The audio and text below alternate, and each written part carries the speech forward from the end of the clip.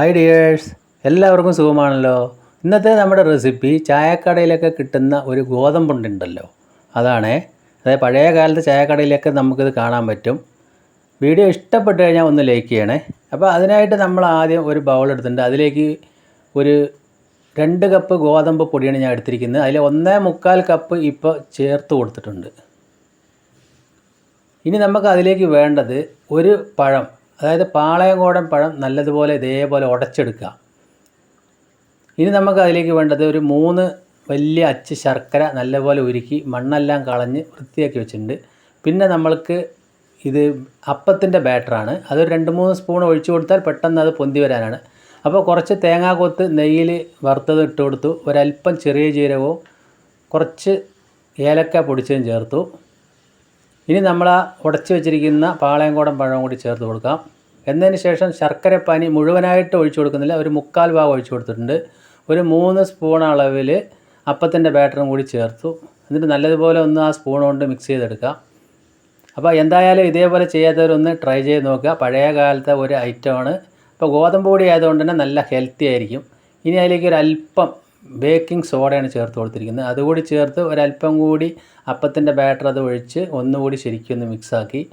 അപ്പോൾ ബാലൻസ് വന്നിരിക്കുന്ന നമ്മുടെ ശർക്കരപ്പാനിയും കൂടി അതിലേക്ക് ഒഴിച്ചു കൊടുത്ത് കൈകൊണ്ട് തന്നെ ഞാനത് നന്നായിട്ടൊന്ന് മിക്സ് ചെയ്ത് കൊടുക്കുന്നുണ്ട്.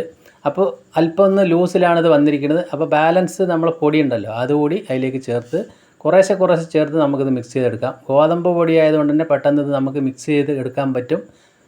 അപ്പോൾ പൊടി ഏകദേശം മുഴുവനായിട്ട് ഞാൻ എടുത്തിട്ടുണ്ട്. അപ്പോൾ ഇതിൽ വെള്ളം തീരെ ചേർത്തിട്ടില്ല. ഇപ്പോൾ നമ്മളെടുത്ത പൊടിക്ക് 1/4 കപ്പ് ശർക്കരപ്പാനി തന്നെ കറക്റ്റായിട്ട് വന്നിട്ടുണ്ട്. ഈ ഒരു ലൂസിൽ വേണം ഇരിക്കാനായിട്ട്. ഇപ്പോൾ കയ്യിലെ വെള്ളമൊക്കെ നനച്ചതിന് ശേഷം ഇതേപോലെ ഒന്ന് ഒപ്പിച്ചിട്ട് നമ്മൾക്ക് ഒരു 1.5 മണിക്കൂറെങ്കിലും റെസ്റ്റ് ചെയ്യാൻ വെക്കണം. അപ്പോൾ അതൊന്ന് ശരിക്കും ഒന്ന് പൊന്തി വരും.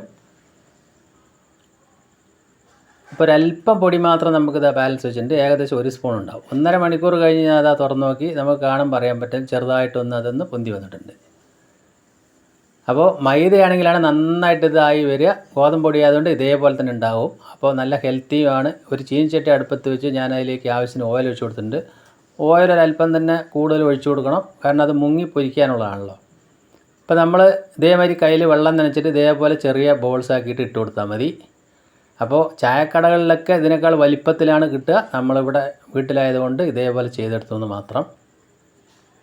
ഇട്ട് കൊടുത്ത ഉടനെ തിരിച്ചിടാതെ അടിഭാഗം ഒന്ന് സെറ്റായതിന് ശേഷം പതുക്കെ ഒന്ന് തിരിച്ചിട്ട് കൊടുക്കണം.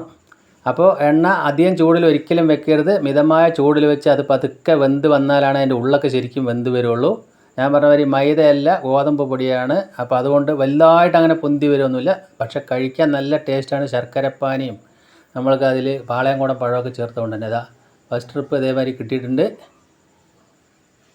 ബാക്കി കൂടി നമ്മൾക്ക് അതേപോലെ തന്നെ ഉണ്ടാക്കിയെടുക്കാം. അപ്പോൾ ഗോതമ്പ് പൊടി വീട്ടിലുണ്ടാവുമല്ലോ, എല്ലാവരും ഇതേപോലെ ഒന്ന് ട്രൈ ചെയ്ത് നോക്കുക. കുട്ടികൾക്ക് 4 മണി പലഹാരമായിട്ടൊക്കെ കഴിക്കാൻ പറ്റും. ഇപ്പോൾ 2ാമത്തെ ട്രിപ്പ് ഞാൻ അതേപോലെ തന്നെ ഒരു 4 കൂടി അതേമാതിരി റെഡിയാക്കി എടുത്തു. 3ാമതും ഞാൻ അതേപോലെ റെഡിയാക്കി എടുത്തിട്ടുണ്ട്. അപ്പോൾ അടിപൊളി ഗോതമ്പുണ്ട എന്ന് തന്നെ പറയാം. ചില സ്ഥലത്ത് ബോണ്ട എന്ന് പറയും. മൈദ ചേർത്ത് ഉണ്ടാക്കുന്ന ചില ഭാഗങ്ങളിൽ ഇതിനെ കായപ്പം എന്ന് പറയും. ഇതേപോലെ നിങ്ങൾ ചെയ്ത് നോക്കുക. അപ്പോൾ നല്ല ടേസ്റ്റാണ്, ഹെൽത്തിയാണ്. അപ്പോൾ എൻ്റെ വീഡിയോ ഇഷ്ടപ്പെട്ടെങ്കിൽ ഒന്ന് ലൈക്ക് ചെയ്യണേ. പിന്നെ ആദ്യമായിട്ട് കാണുന്ന കൂട്ടുകാരൊന്ന് സബ്സ്ക്രൈബ് ചെയ്യണേ. അപ്പോൾ അടിപൊളിയായില്ലേ? വീണ്ടും നല്ലൊരു വീഡിയോയുമായിട്ട് കാണാം. താങ്ക്